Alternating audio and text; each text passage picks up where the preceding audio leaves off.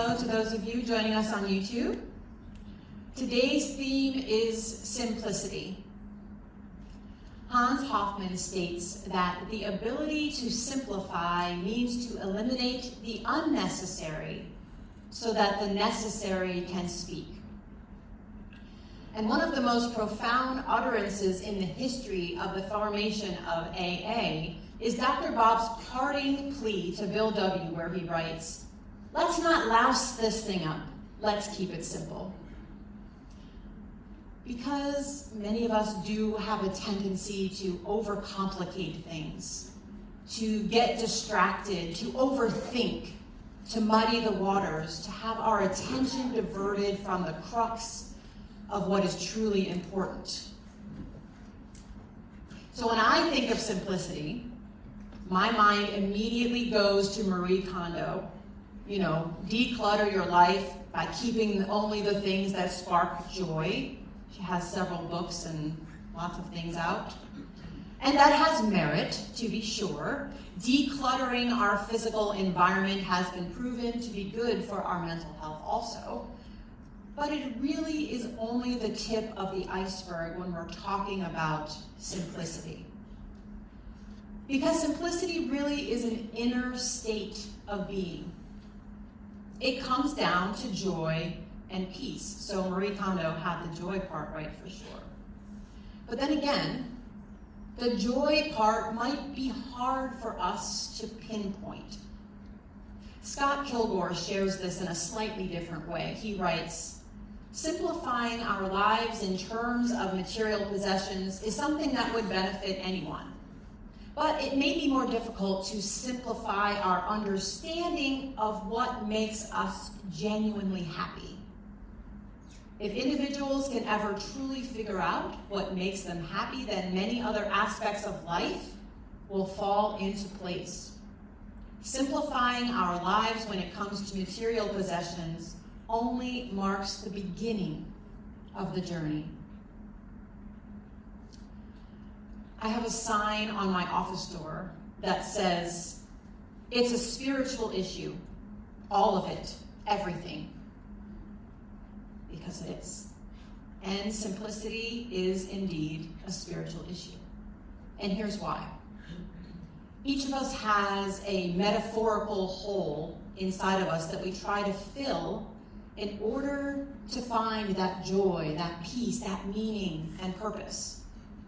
And we may try to fill that emptiness with possessions or wealth or food or alcohol, drugs, sex, gambling, shopping, spending, busyness, achievements, followers, you name it. And these may satisfy us for a few minutes, hours, or even days.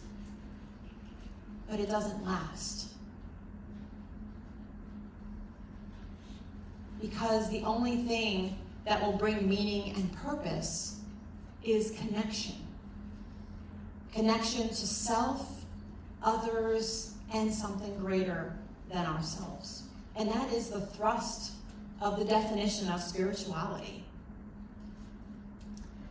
And the best way I know to simplify my life is to put my higher power first, to fill the void within me with a connection to my higher power. Because when I'm shoving all the other things that I mentioned in there, in that inner emptiness, not only am I never satisfied, but I am slowly, sometimes not so slowly, destroying myself and my relationships. Simplicity is stripping away everything and distilling it down to absolute basics. Asking for help from my higher power. Deciphering wants from needs. Gratitude for the blessings. A genuine seeking of meaning and purpose. And when we plug ourselves into our higher power instead of the other things that I mentioned, life has a way of falling into place. Does this promise a trouble-free life? No. Life happens. No one is immune from that. But when we are spiritually fit, anything is possible. A bishop spoke at my ordination service, and I will never forget the sermon title that day. He talked about keeping the main thing the main thing. That's simplicity in a nutshell. Keep the main thing the main thing. Get rid of all the distractions, all the fluff, all the unnecessary hullabaloo in order to focus on what is truly important. And if you're wondering what the main thing the bishop was talking about, it was love. Loving our higher power, loving others, loving ourselves. Because when we operate out of love, good things happen.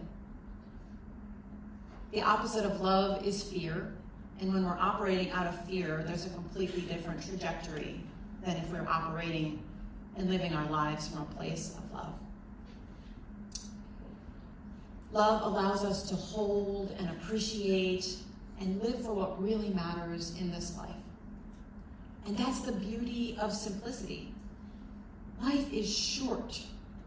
I don't want to waste my brief time on earth fearful and weighed down with things that don't matter in the long run. And while I'm standing here saying this to you, I acknowledge that that is a lot easier said than done, y'all. Absolutely, I hear you. Speaking of love, the world lost a giant when Linda Caron Denby passed on January 1st. And you may recognize the name. She is part of the Caron legacy here. Linda's services were this weekend. And when her daughter Christina spoke, she said that if she could sum up her mom in one word, it would be love. She shared that love was not just a concept to her mom, but the way she lived her life every single day. Through genuine connection. Now, I had the privilege of meeting Linda a few months ago here at Chapel, and I really felt that from her. Even though there were lots of people milling about after the service, Linda made me feel like I was the only one in the room. She made me feel wholly seen. And although I didn't have the opportunity to get to know Linda well, I have heard so many heartfelt stories and memories about how she loved. Now, you may not know Linda, but think about if you know someone like Linda, whose love is at the center of their lives, who knows the value of the simplicity of that alone, who makes you feel wholly seen, like you're the only person in the room. Linda was, quoting her daughter, Christina again, Linda was a force. Linda was a wife, a mother, a neighbor, friend, sister, a Grammy. She was on boards of multiple charities. She was active in her community, church, and here at Caron. No matter what she was involved in, just like that person you might be thinking of, the interactions with people are what mattered. Her love is what mattered. That simplicity, having that meaningful core, is the heart of what she did. Keeping at the forefront was truly important. And for Linda, it was helping others. Her son Jamie spoke of his mom's incredible strength in all she had endured and overcome in her life. He shared how Linda modeled putting others first. She frequently spoke about going out and making good ripples, because good ripples make big waves. She genuinely cared for and about people, keeping love at the helm while strength was steering the ship.